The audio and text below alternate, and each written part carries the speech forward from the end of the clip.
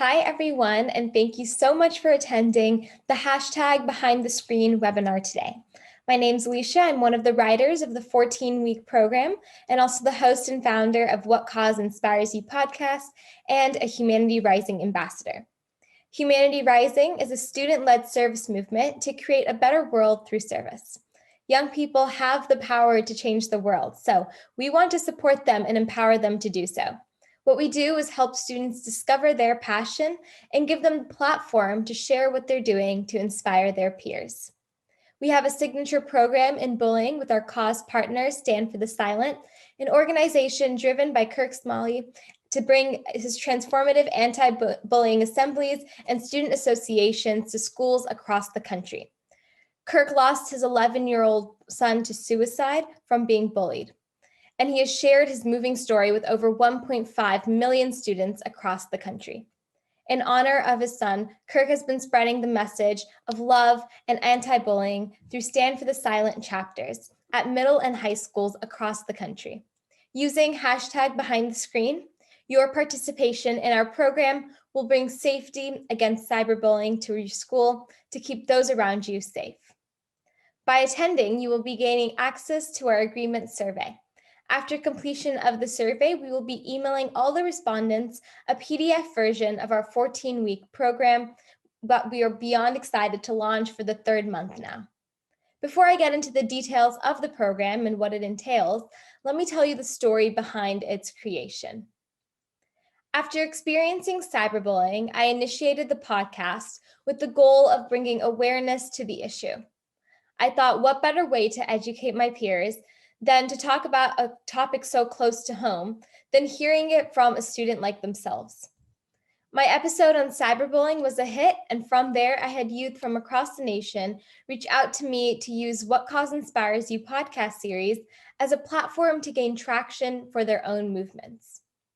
Through What Cause Inspires You, we've already helped almost 40 students with being booked over until 2022 from around 12 United States, build awareness for their causes on a global scale, reaching students, parents, and experts alike on Spotify, YouTube, and Apple Music.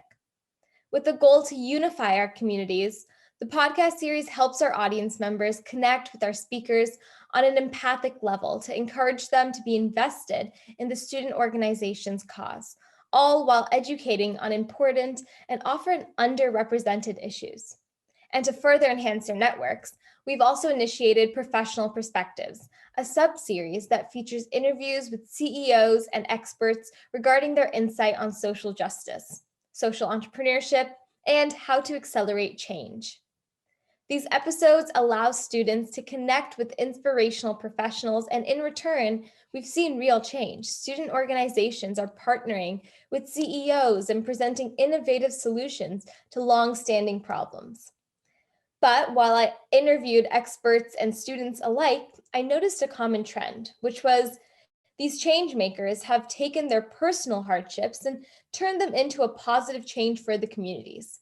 And Devin and I wanted to do the same.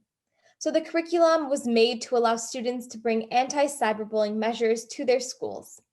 Using our 14-week program, the student can start a Stand for the Silent chapter at their school or out of a school organization and inspire their communities to not only look out for the signs of cyberbullying, but prevent it from happening altogether. The PDF we will share with you details how to use the 14-week program with integrated activities for students and parents. It will guide you week by week on what to discuss with your chapter and even how to start a chapter within your school. But it is important that you all, the leaders of the chapters, know a little bit about the issue beforehand. As we go through the presentation today, you are going to be hearing cyberbullying stories from me and another Humanity Rising ambassador, and we encourage you to keep your eyes and ears and hearts open while you listen through our presentation. But we'd also love to hear your feedback. So at any point in time, feel free to drop a question in the chat or in the Q&A box, and Devin and I will stop periodically and answer them. All right, let's talk about some cyberbullying statistics now.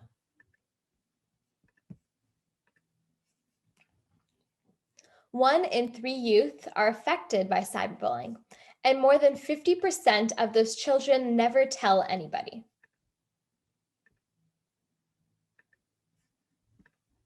But in 2020, that percentage of those affected by cyberbullying increased to 73% due to a spike in social media, which only means that now more than ever is a time to put an end to this injustice.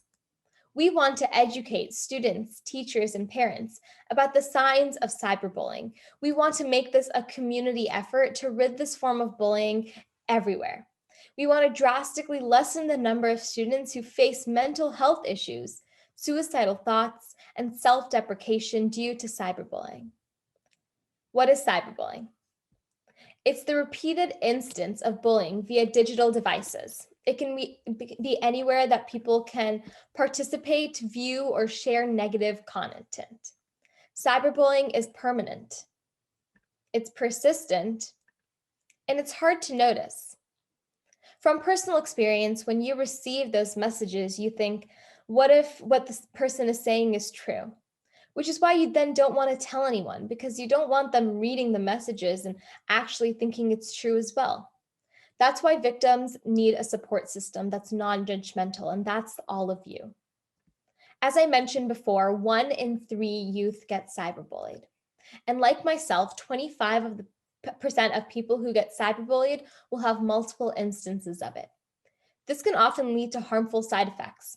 64% of victims don't feel safe at their school, and it affects their ability to learn.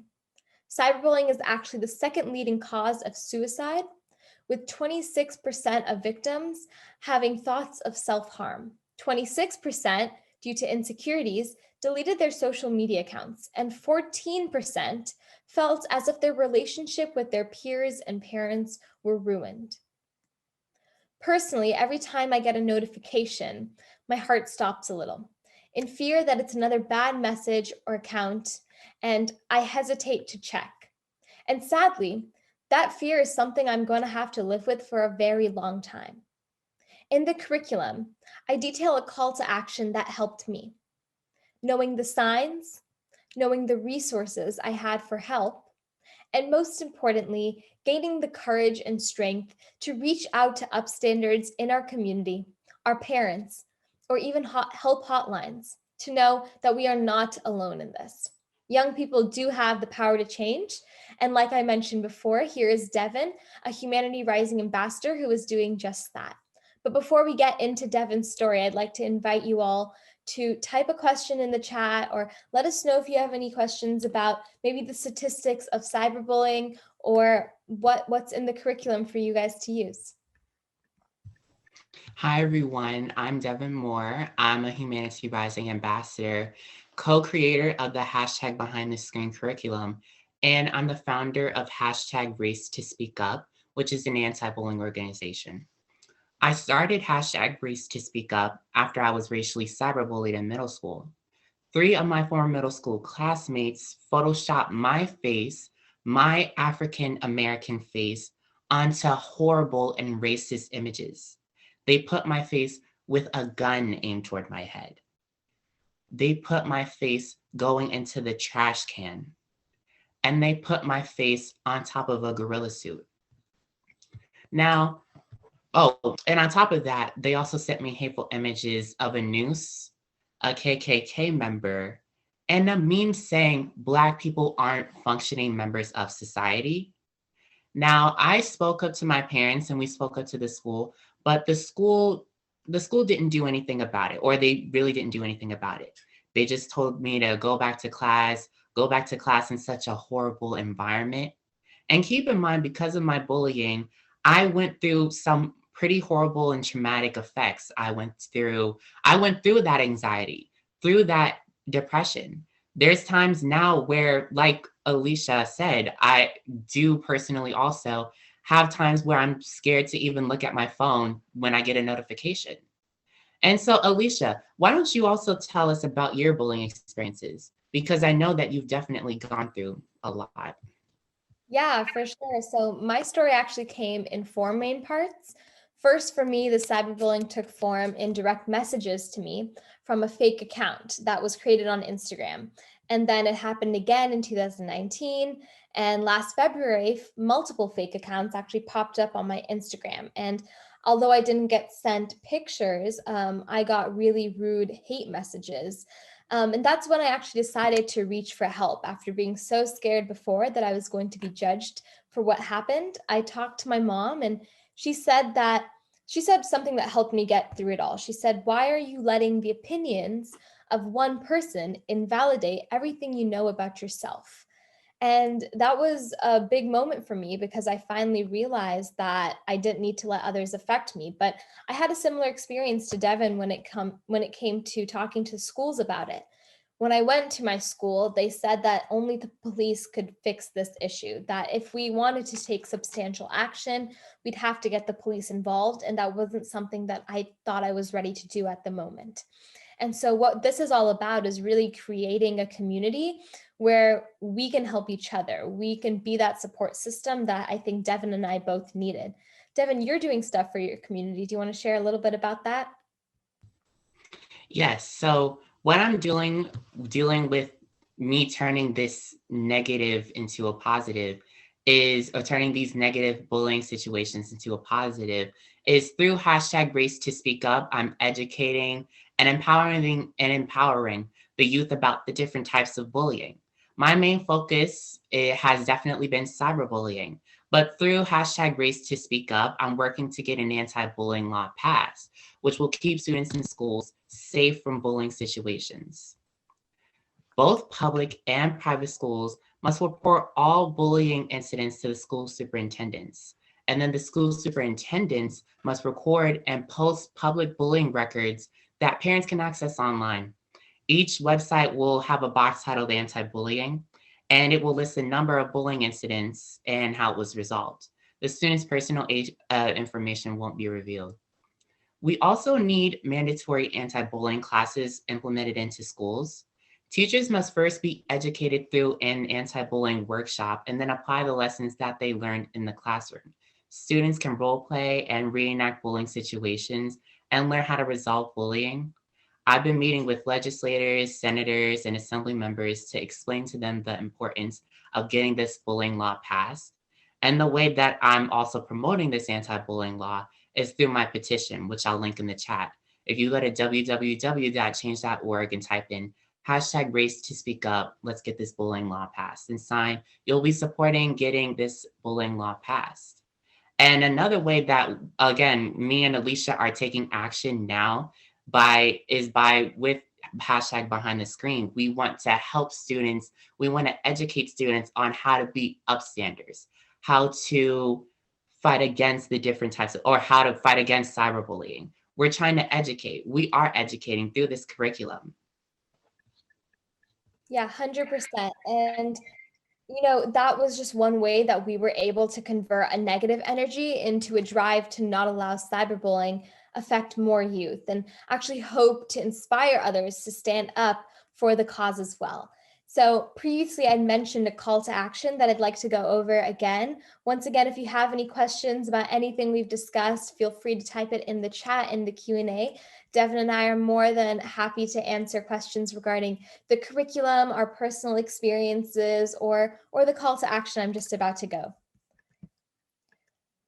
So here I've researched and detailed a step-by-step process I think will help our community combat cyberbullying as an issue. First is to know the signs. So if someone's acting different, sadder, anxious, struggling to complete tasks, not taking care of themselves, just being cognizant that these could be signs of potential cyberbullying because, cyberbullying is hard to notice, as we mentioned before, that can help us be aware as a community.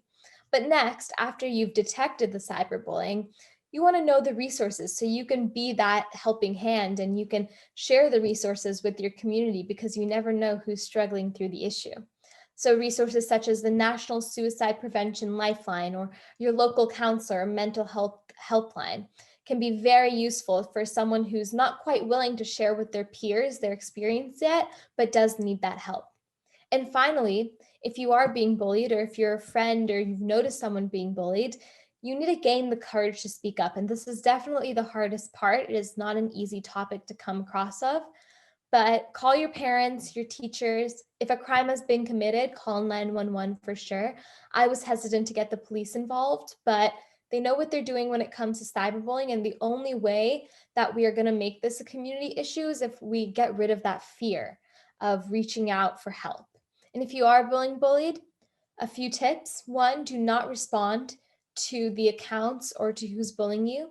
Screenshot the evidence, then tell someone, report it when you're ready, and protect all of your passwords. And most importantly for everybody, do not be a bystander, be a friend.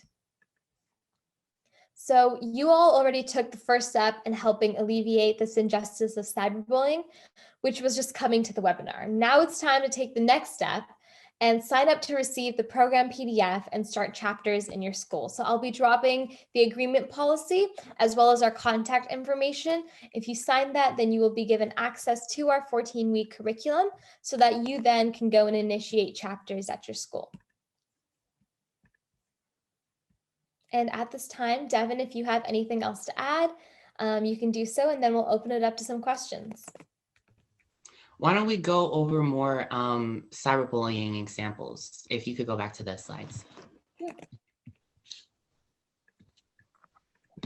And like Alisha said, you need to speak up to a friend, speak up to someone you trust, a counselor, a principal, definitely a parent, someone that you trust so that you won't have to go through those bullying experiences anymore. We can again both tell you firsthand that bullying truly, it has an effect on you and it's long lasting. But let's go over these a few examples. Nobody likes you. Imagine getting sent this. Nobody likes you. You're ugly. We don't want losers at the party. You're such a loser. You're the ugliest person on the planet.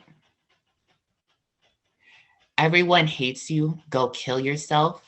These words have meanings and they hurt. Nobody likes you. Go kill yourself. You're ugly. These words have true meanings and they hurt. Imagine getting sent that, or if you were sent that, remember how bad it felt. That's why you need to speak up, or don't remember actually how it felt, but you need to speak up about it. You need to keep continuing to speak up. Or if someone else has gone through it, you need to stand up, be an upstander and help them so that they won't have to go through bullying anymore. Exactly. Like we said, bullying is hard to notice, it's persistent, and it's everywhere. And that's the problem because it's increased in 2020 to almost 73% of youth being cyberbullied. So it's an issue that we definitely need to combat right now. If you have any questions about how to enact a chapter, we'd love to talk about that as well. Our curriculum details not only activities that you can do with your chapter, but also how to approach your administration about implementing something like this into your community. Devin has also linked his anti-bullying law petition, which is super important. And if you are looking for other ways to get involved, definitely join our podcasts with Kirk and Stand for the Silent. Fill out the agreement policy for our hashtag behind the screen chapter we just detailed. Attend a live What Cause Inspires You or stream professional perspectives. Go sign Devin's Race to Speak Up petition. And you can also volunteer if you go to humanityrising.org and check out our volunteer opportunities or on interview. And that Google Forms is actually linked in the chat. We'd love to hear any and all questions that you have regarding this petition and the chapter.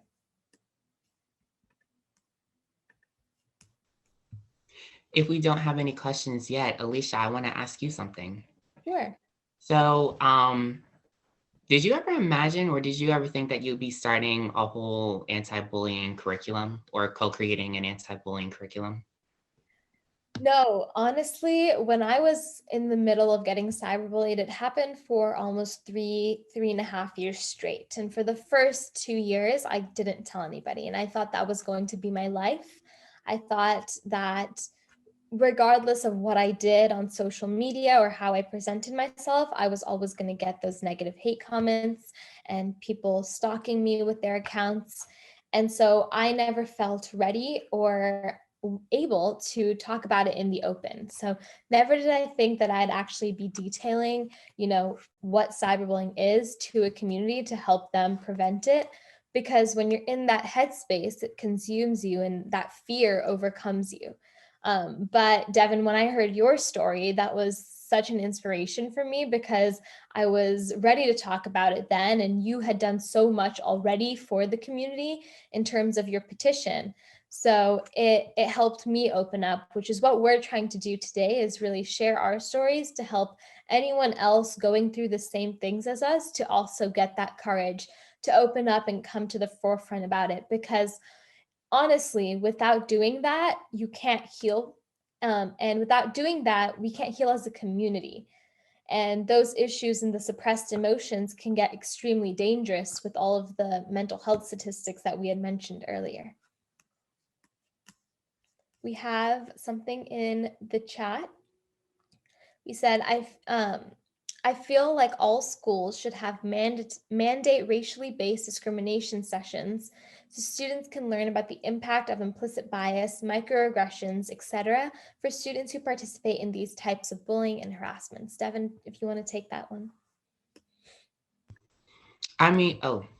Sorry. I thought I was on mute. Definitely. Students really do need to learn about these different types of things. They need to learn about bullying, about racial discrimination. There's so many different types of things that you can be bullied for or be hated on. So I understand what you mean, that learning about the discrimination, microaggression, or the impact of implicit bias, that's definitely something that we need to learn in schools, especially since we are going to school, we're getting an education on things like this that affect us in life. We need to learn about, which goes back to hashtag behind the screen. Bullying, cyberbullying, it happens in life. Unfortunately, it happens in real life. And it shouldn't be a part of our day, but though a lot of us go through it, at least there are people like Alisha and I who are working to encourage putting this into the school, who are working to spread this across wherever we can put this, because it affects a lot of the world. Bullying affects a lot of the world. And that's why I think we really need to have this and implement it into schools. Exactly. And it's not only in the school world, it's in the real world too. And I think that's what we're trying to get out of. A lot of companies have installed diversity and inclusion programs to form kind of this bullying against race or gender. But it's not enough to just be diverse. That inclusion part of it is really important. So actually educating on issues regarding those identity aspects is really important for everyone to be able to empathize. And I think that's a lot of what Humanity Rising is trying to do, is create empathy within people instead of just sympathy, because there's a difference when you're able to resonate with the struggles of someone and then help uplift them. It's a much more powerful movement that way. That's very true, Alisha. In fact, that actually reminds me of dealing with when I talk to legislators, assembly members, senators, or just other types of adults that I've worked with. They seem to always have a bullying story, and it really sticks with them. It could be a long, long time ago, or it could have just been the other day. It really sticks with you. It really does have an impact. I just wanted to add that on, but it really does have an impact. Definitely. All right, if we have any more questions, we can feel free to take it at this time. Otherwise, I think that was a great session, and definitely be sure to fill out the agreement form and sign the petition so you can get access to all of the materials. If you have any questions, our email's in the chat as well, ambassadors@humanityrising.org. And you can check out Humanity Rising on Interview or www.humanityrising.org for volunteer opportunities or attending other podcasts and webinars like this one.